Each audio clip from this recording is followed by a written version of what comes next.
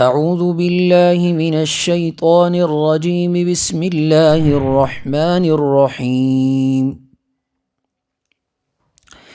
ان الذين يرمون المحصنات الغافلات المؤمنات لعنوا في الدنيا والآخرة ولهم عذاب عظيم يوم تشهد عليهم ألسنتهم وأيديهم وأرجلهم بما كانوا يعملون يومئذ يوفيهم الله دينهم الحق ويعلمون أن الله هو الحق المبين الخبيثات للخبيثين والخبيثون للخبيثات والطيبات للطيبين والطيبون للطيبات أولئك مبرؤون مما يقولون لهم مغفرة ورزق كريم صدق اللہ العظیم۔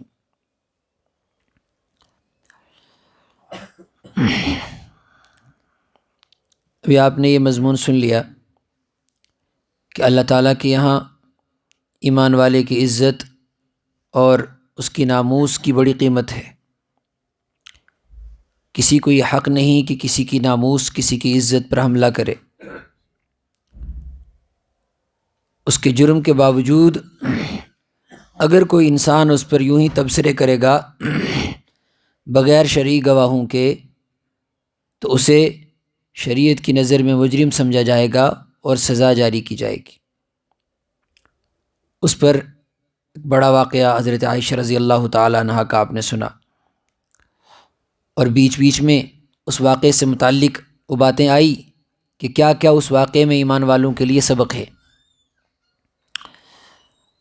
آج کی آیت نمبر 23 کے اندر اللہ تعالیٰ فرماتے ہیں ان الذین یرمون المحصنات الغافلات المؤمنات لعنوا فی الدنیا والآخرہ، کہ وہ لوگ جو کسی پاک دامن عورت پر یا پھر اسی طریقے سے کسی پاک دامن مرد پر الزام لگاتے ہیں،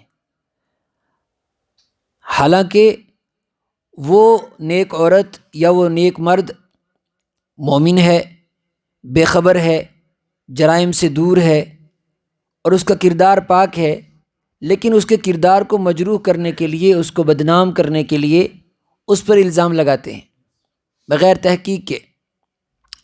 اللہ تعالیٰ نے فرمایا یہ اتنا بڑا جرم ہے کہ دنیا میں بھی اللہ کی لعنت کا مستحق ہے وہ انسان، اور آخرت میں بھی اللہ کی لعنت کا مستحق ہے۔ لعنت کا جو لفظ ہے یہ خود ایک عذاب ہے، اس کے اندر کتنی بڑی سزا ہے اللہ ہی جانتا ہے۔ جس پر اللہ کی لعنت ہو تو اس کے بعد تو پیچھے کچھ نہیں بچتا۔ وہ لوگ یرمون المحصناتی جو پاک دامن عورتوں پر الزام لگاتے ہیں، الغافلاتی جو بے خبر ہیں، بھولی بالی ہیں، المؤمناتی اور مومن ہیں۔ ایک تو مومن اور بے حیائیوں سے دور پاک دامن عورتیں، یا اسی طریقے سے باکردار مرد۔ فرمایا ان کے اوپر اگر الزام لگاؤ گے لعنوا فی الدنیا والآخرہ، آخرت میں بھی لعنت اور دنیا میں بھی لعنت، وَلَهُمْ عَذَابٌ عَظِيمٌ، اور اس کے ساتھ ساتھ بڑا عذاب بھی ہے۔ لہذا کسی کی کردار کشی نہیں ہونی چاہیے، کسی کے کردار کے بارے میں گفتگو نہیں ہونی چاہیے۔ ہر انسان کو اپنی زندگی کے عیب دیکھنے چاہیے، اپنی زندگی کے گزارے ہوئے لمحے یاد کرنے چاہیے، اپنی جوانی یاد رکھنی چاہیے، خود کا کردار کتنا صاف ستھرا ہے، اللہ کے سامنے اس کی آنکھیں کتنی پاک، اس کا دل کتنا پاک، اس کا دماغ کتنا پاک، اس کی عمر کتنی پاک ہے، یہ انسان کو خود اپنے بارے میں غور کرنا چاہیے۔ اس کے بعد فرمایا حالانکہ انسان جرم کرتا ہے اور ہر طریقے سے کرتا ہے، اس کی زبان بھی جرم کرتی ہے، اس کے ہاتھ بھی جرم کرتے ہیں، اس کے پاؤں بھی جرم کرتے ہیں، اس کا دل و دماغ بھی جرم کرتا ہے۔ انسان خطاؤں کا پتلا ہے، انسان پوری زندگی گناہ کرتا ہے لیکن اپنے گناہوں پر کوئی نظر نہیں رکھتا، دوسروں کے عیب تلاش کرتا ہے، دوسروں کی زندگی میں ٹو لگاتا ہے کہ کون کیا کر رہا ہے۔ کسی کو فرمایا لا تجسسوا، کسی کے عیب مت تلاش کرو۔ خود انسان سر سے لے کر پاؤں تک، سر کے بالوں سے لے کر پاؤں کے ناخن تک گناہ میں ڈوبا ہوا، لیکن یہ اس کو نظر آئیں گے جو خود اپنے اوپر نظر رکھے گا۔ اللہ نے فرمایا اتنے گناہ انسان کرتا ہے، اس کے سارے اعضاء گناہوں میں ملوث ہیں، اور صرف ملوث ہی نہیں، یہ سارے کے سارے اعضاء کل قیامت کے دن انسان کے خلاف گواہ بھی بنیں گے۔ لہذا بجائے اس کے کہ انسان دوسرے کے کردار کے بارے میں بات کرے، اپنی یہ فکر کرنی چاہیے کہ جن آنکھوں نے خود غلط دیکھا ہے وہ خود کل میرے خلاف گواہی دیں گی۔ میں کسی کے بارے میں کیا بات کروں؟ میرے ہاتھ خود میرے خلاف گواہی دیں گے، میری زبان خود میرے خلاف گواہی دے گی، میرے پاؤں خود میرے خلاف گواہی دیں گے، میرے جسم کے اوپر ایک ایک بال اور میرے پورے جسم کی کھال میرے خلاف گواہی دے گی۔ جب یہ خود ہمارے خلاف گفتگو کریں تو پھر اس وقت اگر ہمارے نامہ اعمال میں یہ بھی آئے ساتھ ساتھ کہ اس نے تو فلانے کے کردار کے بارے میں باتیں کی ہیں، اپنا کردار نہیں دیکھتا۔ اللہ نے پردہ پوشی کی، باپ کو نہیں پتہ، دوستوں کو نہیں پتہ، رشتہ داروں کو نہیں پتہ، پڑوسیوں کو نہیں پتہ، استادوں کو نہیں پتہ، شاگردوں کو نہیں پتہ، خود اس نے زندگی میں کیا گل کھلائے ہیں کوئی نہیں جانتا۔ سب عزت سے پیش آتے ہیں، وجہ کیا ہے کہ اللہ نے ستاری کا معاملہ کیا ہے، اللہ نے پردہ پوشی کا معاملہ کیا ہے، اللہ نے اس کے عیب دوسروں کے سامنے نہیں کھولے، اور یہ دوسروں کے عیب کھولتا پھرتا ہے۔ تو اس پر یہ آیت اتری بڑی سخت، یوم تشہد علیہم السنتہم، انسانوں کے خلاف ان کی زبانیں گواہی دیں گی، وایدیہم، ان کے ہاتھ گواہی دیں گے، وارجلہم، ان کے پاؤں گواہی دیں گے، بما کانوا یعملون، ان تمام کاموں کے بارے میں جو یہ کرتے تھے۔ یومئذ، جب وہ گواہیاں آئیں گی، آنکھیں بولیں گی، زبان بولے گی، کان بولیں گے، ہاتھ بولیں گے، پاؤں بولیں گے، انسان پریشان ہوگا۔ اللہ فرمائیں گے یومئذ، وہ دن آ رہا ہے، یوفیہم اللہ دینہم الحق، جس دن اللہ ہر انسان کو پورا پورا بدلہ دے گا، پورا پورا بدلہ دے گا، سب کچھ بتایا جائے گا۔ وعرضوا علی ربک صفا، سب کی لائن لگائی جائے گی، اور انسان دیکھے گا ما لہذا الکتاب، اس نامہ اعمال کو کیا ہوا، یہ کیسا رجسٹر ہے، لا یغادر صغیرۃ ولا کبیرۃ الا احصاها، اس میں تو نہ کوئی چھوٹی چیز بچی نہ کوئی بڑی چیز بچی، سب کچھ ذکر کر دیا گیا۔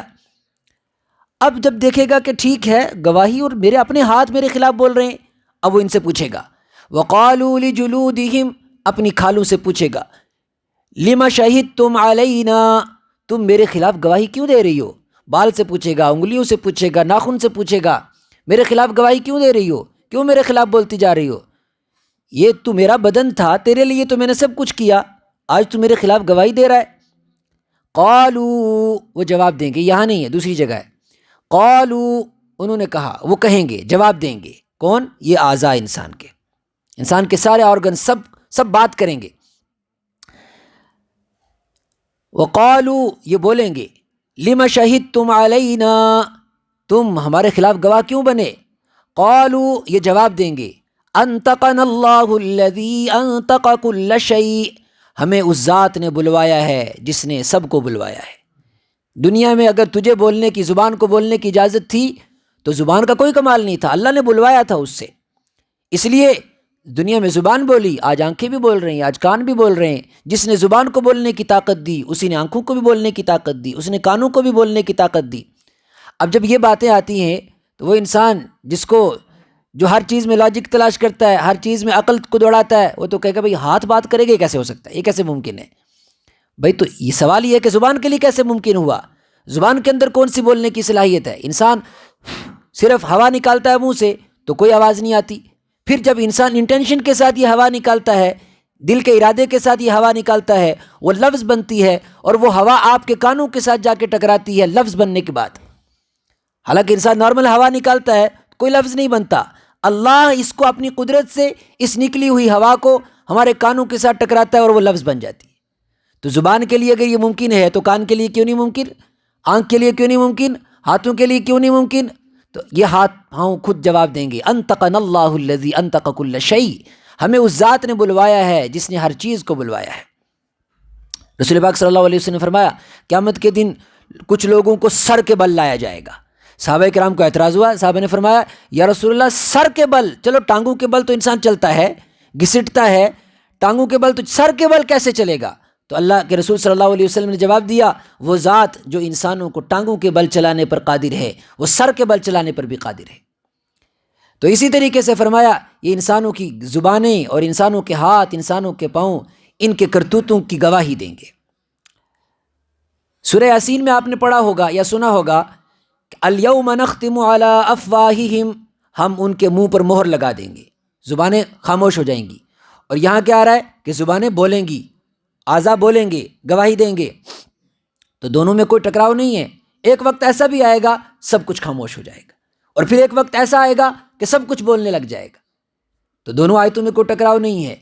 وَيَعْلَمُونَ، اور یہ جان لیں گے، ان یعنی جب یہ سارے گواہ آئیں گے، وَيَعْلَمُونَ، اور یہ جان لیں گے، ان اللہ هو الحق، کہ اللہ کی باتیں ہی سچی ہے، المبین، اور بالکل واضح ہیں، جو اللہ نے کہا بالکل ایز اٹ از ویسا ہی ہوگا، اس کے اندر کوئی تبدیلی نہیں آ سکتی۔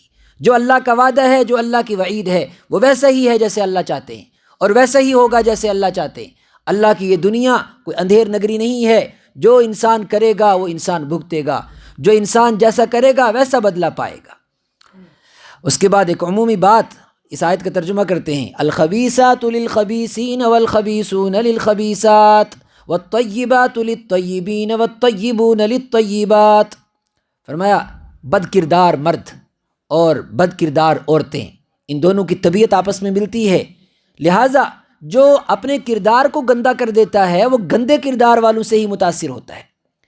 گندے کردار والے مرد گندے کردار والی عورتوں سے متاثر ہوتی ہیں، اور اسی طریقے سے پاکیزہ مرد، پاکیزہ کردار والے لوگ، پاکیزہ کردار والے مرد پاکیزہ کردار والی عورتوں سے متاثر ہوتے ہیں، یعنی پاکیزہ کو پسند کرتا ہے اور گندا گندے کو پسند کرتا ہے۔ گندی طبیعت والا گندی طبیعت والے کی طرف جھکتا ہے۔ کوئی پاکیزہ انسان، اس کا مطلب یہ نہیں کہ کہ کسی کے یہاں اگر کسی کے یہاں ایک انسان ہے اس کا کردار اچھا نہیں، لیکن اللہ تعالیٰ نے اس پر رحم کیا اور اس کے یہاں جو بیوی ہے وہ پاکیزہ کردار والی ہے، تو قرآن سوچے کہ نہیں اس قرآن کی آیت کے خلاف کیسے ہو گیا، وہ ایک الگ چیز ہے۔ اس آیت کے اندر صرف ایک فطری اصول کو بتایا جا رہا ہے، فطری اصول کو بتایا جا رہا ہے کہ جس انسان کا نیچر گندا ہوتا ہے وہ ہمیشہ گندگی کی طرف ہی جاتا ہے، اور جس انسان کا نیچر پاک ہوتا ہے وہ پاکی کی طرف جاتا ہے۔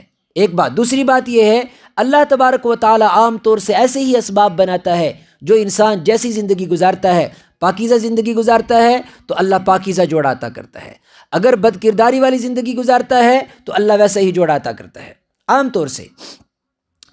فرمایا اولئک مبرؤون مما یقولون، جو پاکیزہ کردار والے لوگ ہیں اگر کوئی ان پر الزام لگاتا ہے تو ان کی زندگی پر اس سے کوئی فرق نہیں پڑتا۔ اللہ تبارک و تعالیٰ کے نزدیک اگر کوئی صاف ستھرا ہے تو اس کی عزت ہے۔ اگر انسان لوگوں کی نظر میں بڑا پارسا بنا پھرتا ہے لیکن اللہ کی نظر میں وہ مجرم ہے تو یقیناً اللہ کی پکڑ اس پر ہوگی۔ لہم مغفرۃ، اور جو پاکیزہ لوگ ہیں، پاکیزہ کردار والے، اگر کوئی غلطی ہو بھی گئی اور اللہ نے پردہ ڈال دیا وہ اللہ سے معافی مانگتے ہیں، لہم مغفرۃ، اللہ انہیں معاف کر دیتے ہیں، ورزق کریم، اور ان کے لیے عزت کی روزی ہے، ان کے لیے عزت کی روزی۔ دوسری طرف اصل میں اس آیت سے ایک اور بات سمجھ میں آ رہی ہے کہ جو پاکیزہ زندگی نہیں گزارتے انہیں رزق تو ملتا ہے لیکن عزت والا نہیں ملتا۔ اس کے بعد آیت نمبر 28 ہو گئی، اگلی آیتوں کے اندر اب یہاں سے مستقل کچھ احکام شروع ہوں گے۔ ابھی تک تو صرف تمہید تھی، ایک پریفیس تھا اس پوری صورت کا، ذہن بنایا۔ اصل میں قرآن پاک کے اندر جتنے بھی احکام آتے ہیں یہ دنیا کے قوانین کی طرح نہیں آتے کہ بھئی ایک کنسٹیٹیوشن بن گیا نمبر 1، نمبر 2، نمبر 3، اس طریقے سے۔ قرآن پاک میں ایسا نہیں ہوتا۔ قرآن پاک میں جب بھی کچھ حکم آتے ہیں اس سے پہلے ایک تمہید آتی ہے، لوگوں کو ذہن تیار کیا رہتا ہے، آخرت سے متعلق آخرت کی باتیں بتائی جاتی ہیں، ذہن تیار کرنے کے بعد پھر کچھ احکام دیے جاتے ہیں۔ اگلی آیت سے انشاءاللہ کچھ احکامات شروع ہوں گے تو انشاءاللہ اس کو تفصیل سے ذکر کیا جائے گا۔